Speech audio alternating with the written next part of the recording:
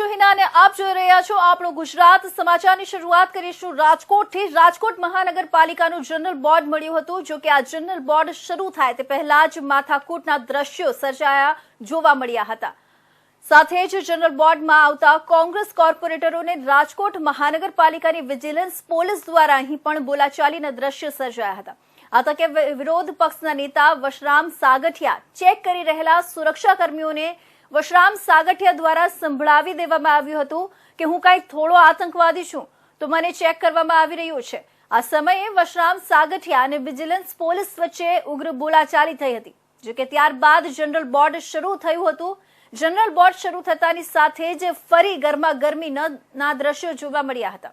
Board શરૂ હોય જે દરમિયાન વોર્ડના કોર્પોરેટર દ્વારા વિકાસ કામો અંગે ચર્ચા કરવામાં આવી રહી હતી। જે બાદ વિરોધ પક્ષના નેતા વશરામ સાગઠિયા દ્વારા તેના પ્રશ્ને રજૂઆત કરતા રાજકોટ મહાનગરપાલિકામાં સ્ટેન્ડિંગ ચેરમેન જયમીન ઠાકરે કહ્યું કે આ કોઈ ફિલ્મની શૂટિંગ ચાલતી નથી, રાજકોટના વિકાસની વાતો થાય છે। વધુમાં સ્ટેન્ડિંગ ચેરમેન દ્વારા વશરામ સાગઠિયાને સંભળાવતા કહ્યું હતું કે વિરોધ પક્ષ ખાલી મીડિયાની હાજરીમાં ફોટા પડાવવા આવે છે જેવા આક્ષેપ કરતા મામલો બિચક્યો હતો। આ તકે વશરામ સાગઠિયા દ્વારા રાજકોટમાં રોગચાળાને કારણે લોકોના થયેલા મૃત્યુ અને ભાજપના નેતાઓ દ્વારા કરવામાં આવેલા ભ્રષ્ટાચારના બેનરો બતાવતા બોર્ડના માર્શલ દ્વારા ધક્કામુક્કી કરી તેમજ વિરોધના બીમારી જટ્ટી લઈ જનરલ બોર્ડમાંથી દૂર કરાયા હતા। ત્યારબાદ વિરોધ પક્ષના નેતા વશરામ સાગઠિયાએ સત્તાધીશો પર આક્ષેપો કર્યા હતા અને કહ્યું હતું કે કોર્પોરેશન તેમજ મહાનગરપાલિકાના સત્તાધીશો પોતાનું પાપ છુપાવવા મને બોર્ડથી દૂર રાખી રહ્યા છે। રોગચાળાને કારણે મૃત્યુ થઈ છે તેના માટે કોર્પોરેશન શું કર્યું તે આજે મારો પ્રશ્ન હતો।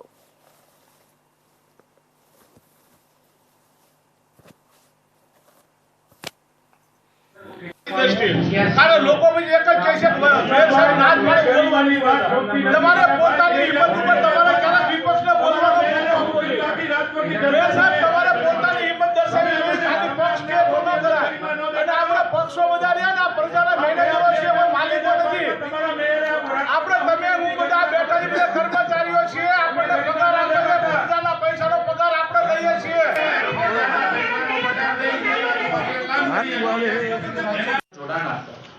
નંબર 2 શહેરોમાં ખુલ્લી જગ્યાઓ ઉદાહરણ તરીકે ઉદ્યાન હરિયાણા વિકાસ દ્વારા સુખ સગવડમાં વધારો કર્યો।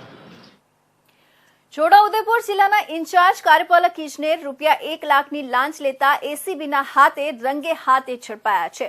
છોટાઉદેપુર જિલ્લામાં નસવાડી ખાતે સિંચાઈ વિભાગમાં ઇન્ચાર્જ નાયબ કાર્યપાલક ઇજનેર તરીકે ફરજ બજાવતા અમિત કમલેશ પ્રસાદ મિશ્રા ઇન્ચાર્જ નાયબ કાર્યપાલક ઇજનેર નસવાડી વર્ગ 2 સિંચાઈ વિભાગ જિલ્લા પંચાયત કચેરી ફોટા Udaipur Gurukripa society Amrapali flat room number 102 મૂળ રહેવાસી રીવા ગામ ઇન્દિરાનગર તાલુકો જિલ્લો રીવા મધ્યપ્રદેશ ₹1 લાખની લાંચ લેતા Gurukripa society Amrapali flat number 102 માં એસીબીના છટકામાં રંગે હાથે ઝડપાઈ ગયા હતા।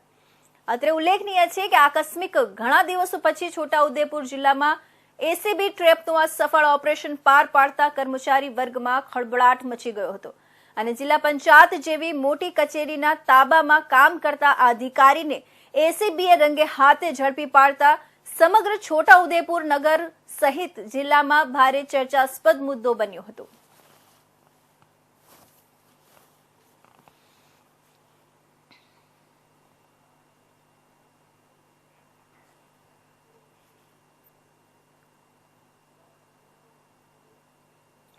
તો વડોદરાના કારેલીબાગ વિસ્તારમાં બે જૂથ વચ્ચે મારામારી થઈ હતી જે લડાઈમાં ઈજાગ્રસ્તોને વડોદરાની સરકારી સયાજી હોસ્પિટલમાં લઈ જવાયા હતા।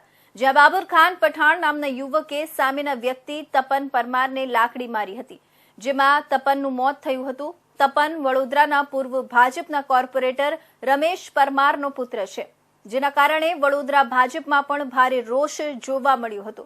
કારેલીબાગ પોલીસ સ્ટેશન બહાર ભાજપના કાર્યકરો હડતાલ પર બેસી ગયા હતા।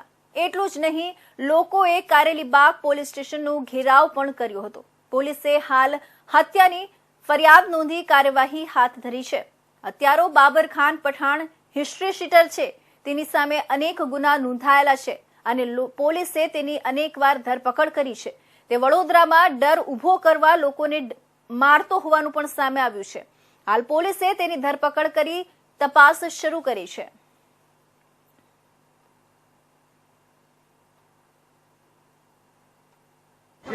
है वहाँ पे एक मेहतावाड़ी करके इलाका है, वहाँ पर देर रात हिंदू और मुस्लिम लड़कों के बीच झगड़ा हुआ और उसमें फिर हाथापाई हुई। इसके चलते दोनों कौम के जो लड़के थे वो हॉस्पिटल में एसएससी हॉस्पिटल में ट्रीटमेंट के लिए गए थे। उनके जाने के बाद वहाँ से एलएनसी पुलिस स्टेशन को मिलती है और पुलिस वहाँ पहुंचे। उसके दौरान ही एक बाबर करके आदमी है, उसने वहाँ हाजिर तपन को एसएससी हॉस्पिटल में छुरी मार दी, जिसकी वजह से वो तपन की मृत्यु हो गई। और पुलिस वहाँ पहुंची, तुरंत पुलिस ने एफआईआर लेने की कार्रवाई शुरू कर दी है। फुटेज को चेक करके हमने जो एक्यूज है उनको आइडेंटिफाई करने की कार्रवाई शुरू कर दी है। जो एक्यूज है उनको पकड़ने के लिए अलग अलग टीम बना ली है हमने, एफएसएल को बुलाया है और पीएम और आगे जो भी कार्रवाई हमको करनी है वो सब कार्रवाई हमने शुरू कर दी है।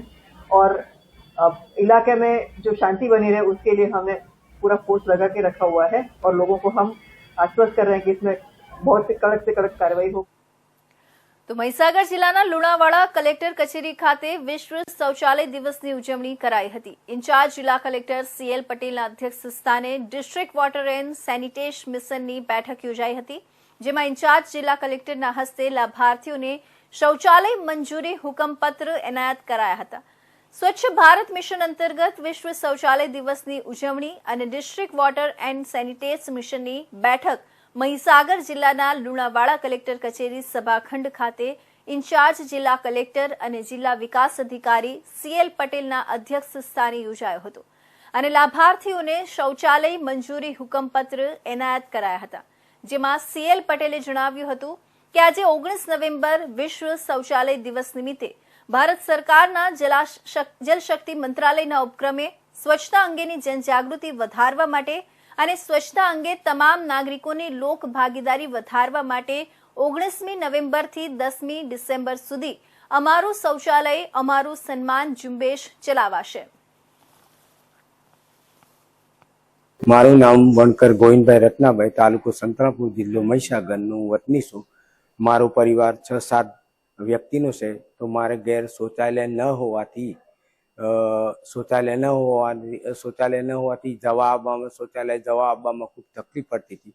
તો સરકારશ્રીની જે આ જાહેરાત પડી, મેં એમાં એપ્લિકેશન કરેલી, તો મને આ વિશ્વ શૌચાલય દિવસમાં મને મંજૂરી પત્રનો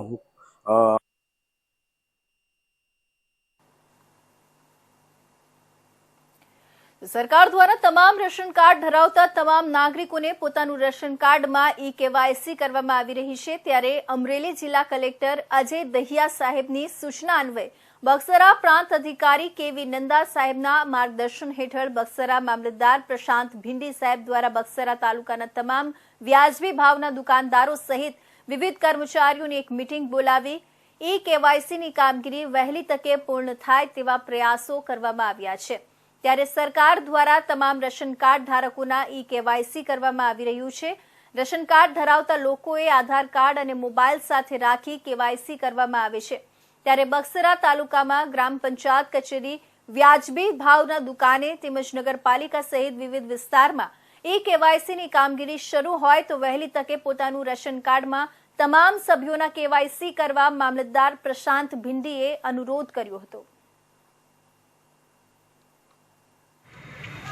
હું બગસરા મામલતદાર પ્રશાંત ભિંડી, અમરેલી જિલ્લો, બગસરા તાલુકા મામલતદાર તરીકે બગસરા તાલુકાના 35 ગામોના નાગરિકોને એક સંદેશો પાઠવું છું કે સરકારશ્રી દ્વારા રેશન કાર્ડ ધારક જે કોઈ છે કે તેઓને કોઈપણ કેટેગરીનું રેશન કાર્ડ ધરાવતા હોય તેઓને રેશન કાર્ડ કરાવવું ફરજિયાત છે। એટલા માટે કે સરકારની વિવિધ યોજનાઓમાં અને સરકારી ડોક્યુમેન્ટ તરીકે તમારું રેશન કાર્ડ ઈ-કેવાયસી થયેલું હોવું જરૂરી છે।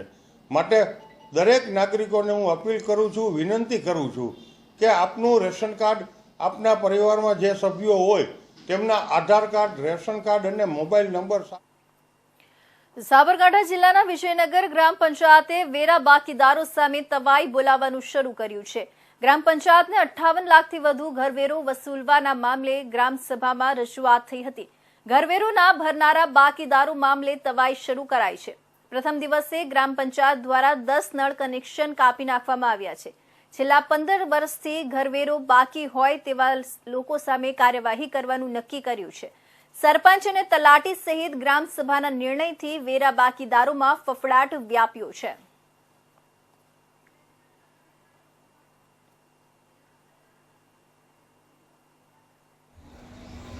આજરોજ વિજયનગર ગ્રામ પંચાયત દ્વારા અગાઉ મળેલ ગ્રામસભા 2/10/2024ના રોજ મળેલ એમાં થયેલ ચર્ચા મુજબ થયેલ ઠરાવ મુજબ વિજયનગર ગ્રામ પંચાયતના મિલકત ધારકો, રહેણાંક અને બિન રહેણાંકવાળા જે લોકોના ઘરવેરા, પાણીવેરા વગેરે મિલકત વેરા બાકીમાં છે તેઓની યાદી વંચાણે લેવામાં આવેલ અને ત્યારબાદ એ લોકો વિરુદ્ધ કાયદેસરની કાર્યવાહી કરવાનો ઠરાવ પસાર કરવાનો, જેના અનુસંધાને માગણા બિલો, માગણા નોટિસો તબક્કાવાર આપવામાં આવેલી છે અને રિક્ષા દ્વારા માઇકથી સતત છેલ્લા 10 થી 12 દિવસથી વારંવાર જાહેરાત કરવામાં આવી છે અને વેરો ભરવા માટે લોકોને અપીલ કરવામાં આવેલ હતી. તેમ છતાં વેરો ભરવામાં દુર્લક્ષ સેવતા અને આનાકાની કરતા ઈસમો વિરુદ્ધ આજ રોજ રૂબરૂ સ્થળ પર જઈ 10 થી વધુ કનેક્શનો પાણીના કાપવામાં આવેલા છે અને જે મિલકતો નોંધણી વગરની છે, નોંધાયા વગરની છે તેવા મિલકત ધારકોને અપીલ કરવામાં આવી છે કે તેઓ સમયમર્યાદાની અંદર તેમના આધાર પુરાવા સહ ગ્રામ પંચાયતમાં અરજી રજૂ કરે, જેથી તેઓની આગળની કાર્યવાહી કરી શકાય. જો આગામી સમયમાં વેરો ભરવામાં નહીં આવે અને આનાકાની કરવામાં આવશે તો ગ્રામ પંચાયત તેને મળેલ અધિકાર પરત્વે સરપંચ અને સભ્યોને સાથે રાખી આગળની નિયમ અનુસારની કાર્યવાહી હાથ ધરવામાં. તો ગુજરાતમાં શિયાળાની શરૂઆત થઈ ચૂકી છે. રાજ્યના મોટા ભાગના વિસ્તારોમાં વહેલી સવારે અને સાંજ પછી લોકોને ગુલાબી ઠંડીનો અનુભવ થવા લાગ્યો છે. આ સાથે જ રાજ્યના મોટા ભાગના વિસ્તારોમાં લઘુત્તમ તાપમાન 20 ડિગ્રીથી નીચે પહોંચી ગયું છે. તેમજ કેટલાક શહેરોમાં લઘુત્તમ તાપમાન 16 ડિગ્રી પર નોંધાયું છે. નવેમ્બર મહિનામાં રાજ્યમાં ઠંડીનું પ્રમાણ વધતું જોવા મળી રહ્યું છે. આ મહિનામાં સરેરાશ તાપમાનમાં 2 થી 3 ડિગ્રીનો ઘટાડો નોંધાયો છે. રવિવારે દિવસ દરમિયાન લઘુત્તમ તાપમાન 15.8 ડિગ્રીથી 25.4 ડિગ્રી નોંધાયું હતું. ગુજરાતના પાટનગર, ગાંધીનગરમાં પણ લઘુત્તમ તાપમાન 15.8 ડિગ્રી નોંધાયું હતું, જે રાજ્યનું સૌથી ઓછું તાપમાન હતું. આ સિવાય ગુજરાતના ઓખામાં લઘુત્તમ તાપમાન 25.4 ડિગ્રી નોંધાયું હતું. आज का जो 7 दिन के लिए फोरकास्ट दिया गया है, मौसम शुष्क रहने का फोरकास्ट है. पूर्वानुमान जो तापमान के लिए दिया गया है, इसमें 4 से 5 दिन तक लघुत्तम तापमान में ज़्यादातर परिवर्तन नहीं होने का पूर्वानुमान दिया गया है. और आपका जो अहमदाबाद का उच्चतम तापमान रिकॉर्ड हुआ है 32.7 डिग्री सेंटीग्रेड, जो कि लास्ट 24 आवर में 1.1 डाउन हुआ है. अभी भी नॉर्मल से 0.1 डिग्री सेंटीग्रेड ज़्यादा है. और लघुत्तम तापमान जो रिकॉर्ड हुआ है 19.7 डिग्री सेंटीग्रेड, जो कि लास्ट 24 आवर में 0.8 डिग्री बढ़ गया है. नॉर्मल से अभी भी 3 डिग्री सेंटीग्रेड ऊपर है. और पवन का जो दिशा था उत्तर पूर्व दिशा में है. और फोरकास्ट अहमदाबाद के और आसपास एरिया के लिए क्लियर स्काई और लघुत्तम तापमान जो है 20 डिग्री सेंटीग्रेड के आसपास रहने का पूर्वानुमान दिया गया है. सर, ऐसा कह सकते हैं कि अभी जो राज्य में धीरे धीरे ठंडी की शुरुआत हो रही है और 2 से 3 डिग्री का कुछ फर्क पड़ा है? अभी जो हमारा फोरकास्ट है 4 से 5 दिन तक तापमान तो नॉर्मल चेंज में है, लेकिन गिरावट रहेगा. और जो रेंज है हमारा 1 to 2 डिग्री के सेंटीग्रेड का अंदर गिरावट है. सर, 2 से 3 दिन में अहमदाबाद का जो लघुत्तम तापमान है वो बढ़ रहा है, उसका कोई रीज़न? अभी देखिए, जब पवन का दिशा उत्तर पूर्वी है, इसलिए ठंड थोड़ा सा नहीं बढ़ने का कारण ये भी सोच सकते हैं. તો જેમ જેમ ગુલાબી ઠંડી જામી રહી છે તેમ તેમ સુરત જિલ્લામાં તસ્કરોનો તરખાટ વધી રહ્યો છે. સુરત જિલ્લામાં વધુ એક ચોરીની ઘટના સામે આવી છે. સુરત જિલ્લાના પલસાણા તાલુકામાં પસાર થતા નેશનલ હાઈવે પર એના ગામ નજીક આવેલા એક પેટ્રોલ પંપને મોડી રાત્રે બાઇક લઈને આવેલા એક તસ્કરે નિશાન બનાવ્યું હતું. મોડી રાત્રે 3:30 પછી આવેલા તસ્કરોએ પેટ્રોલ પંપના કર્મચારીઓ પર મીઠી નીંદર માણી રહ્યા હતા તે તકનો લાભ લઈને બાઇક સાઈડમાં પાર્ક કરી દબાતા પગલે પેટ્રોલ પંપની ઓફિસમાં પ્રવેશ કર્યો હતો અને કેશ કાઉન્ટરમાં રહેલા 65,000 રૂપિયા રોકડાની ચોરી કરી ગણતરીની મિનિટોમાં જ ભાગી ગયા હતા. પેટ્રોલ પંપના કર્મચારીઓ થોડીક ક્ષણો બાદ જાગીને ઓફિસમાં જોતા રૂપિયા નજરે ચડ્યા ન હતા, જેને લઈને સીસીટીવી ફૂટેજ ચેક કરવામાં આવતા સમગ્ર ચોરીની ઘટનાથી વાકેફ થયા હતા. આ પેટ્રોલ પંપ સુરત જિલ્લાની 84 વિધાનસભાના ધારાસભ્ય સંદીપ દેસાઈ તેમજ સુરત જિલ્લા પંચાયતના પ્રમુખ ભાવિનીબેન પટેલનો હોવાનું જાણવા મળ્યું હતું. આ બનેલી ચોરીની ઘટનાને લઈને પલસાણા પોલીસે સીસીટીવી ફૂટેજના આધારે આગળની કાર્યવાહી હાથ ધરી હોવાનું જાણવા મળ્યું હતું.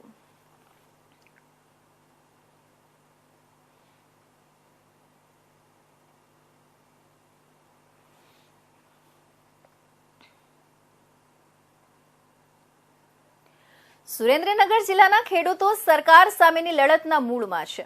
મૂડી પાસે ખેડૂતોના સ્નેહમિલન કાર્યક્રમમાં નિર્ણય લેવાયો હતો. ડીએપી ખાતરના કાળા બજાર, લોન માફી અને સિંચાઈના પાણીના મુદ્દે ખેડૂતોની લડતના મૂળમાં પાકના અપૂરતા ભાવ છે.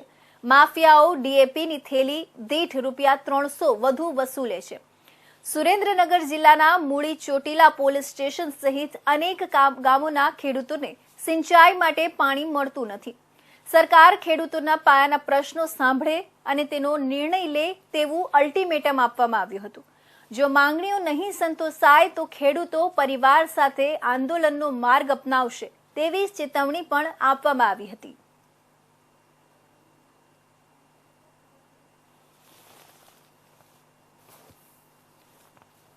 લડાઈ માટે એક સ્નેહ મિલન કાર્યક્રમનું આયોજન કરવામાં આવેલું, જેમાં મોટી સંખ્યામાં ખેડૂતો અને મજદૂરો ઉપસ્થિત રહેલા.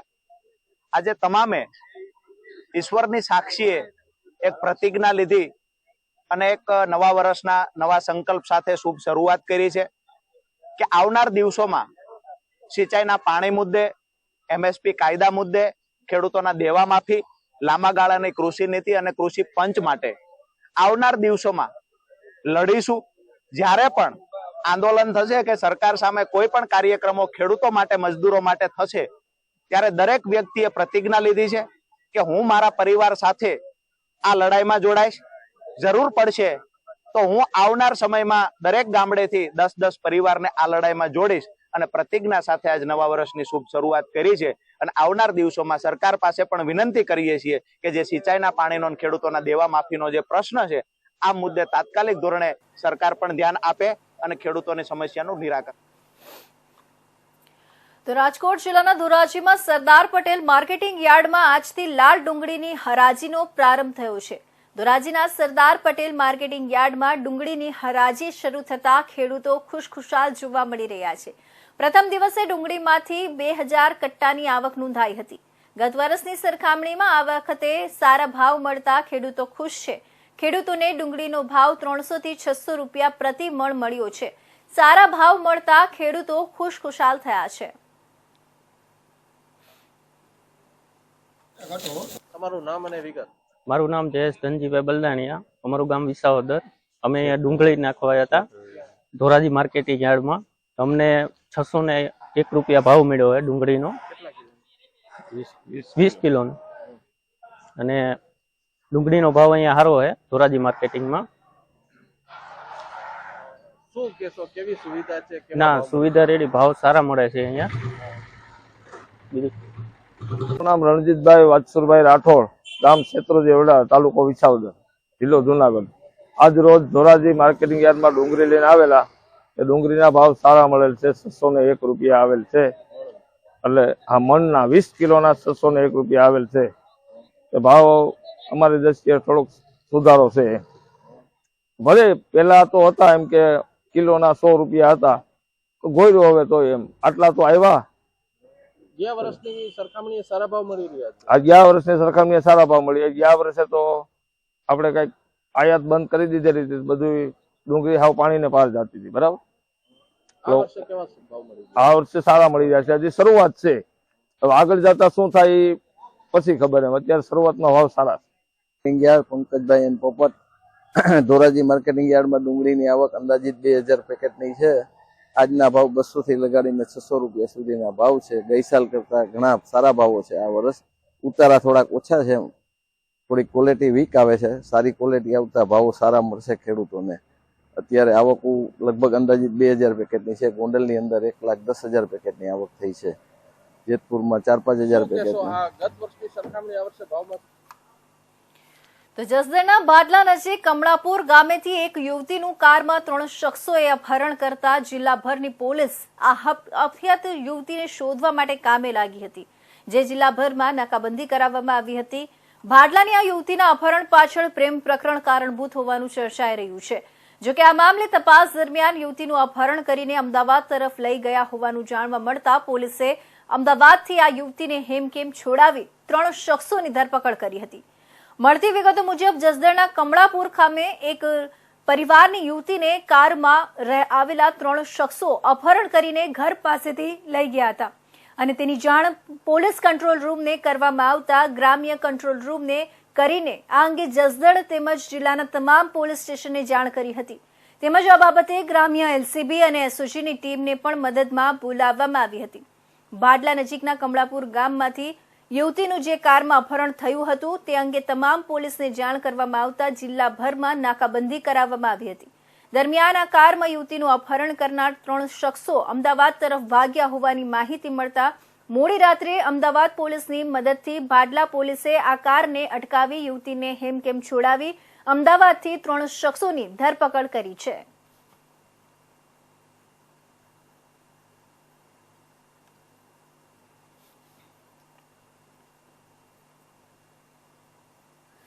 તો જામનગરની જેજી હોસ્પિટલમાં 9 માસની બાળકીની સારવાર માટે તેણીના માતા પિતા આવ્યા હતા, જ્યાં તબીબોએ તેની પ્રાથમિક તપાસ પછી પેટમાં આંતરડા ચોંટી ગયા હોવાથી બાળકીને સોનોગ્રાફી માટે મોકલવામાં આવી હતી. આ માટે તેનું ખાવા પીવાનું પણ બંધ કરી દેવામાં આવ્યું હતું, પરંતુ કલાકો સુધી ભૂખી તરસી બાળકીની સોનોગ્રાફી થઈ ન હતી. પરિણામે બાળકી સતત રડતી હતી. આખરે હોબાળો થયા પછી કલાકોના અંતે મધ્યરાત્રિના આ બાળકીની સોનોગ્રાફી થવા પામી હતી. આ મુદ્દે ઉચ્ચ કક્ષાએ રજૂઆત થતા સરકારે તપાસના આદેશ આપ્યા છે. આથી હોસ્પિટલના તબીબે અધિક્ષકે તપાસ શરૂ કરી છે. ઉલ્લેખનીય છે કે સોનોગ્રાફી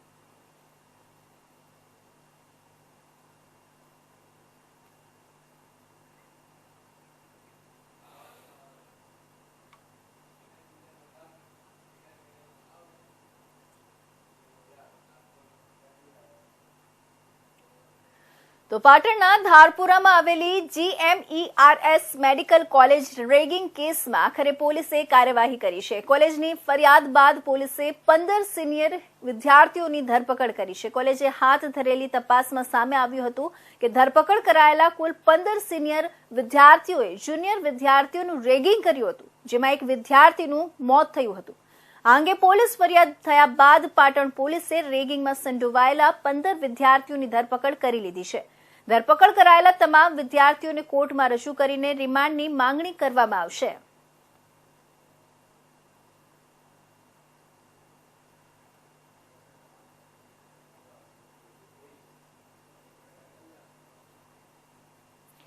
ગુજરાત રાજ્યના અલગ અલગ જિલ્લાઓના મંદિરોમાં ચોરી લૂંટના 34 ગુનાઓના ભેદ પૂર્વ કચ્છ પોલીસે ઉકેલી કાઢ્યાના મહત્વના સમાચાર મળી રહ્યા છે.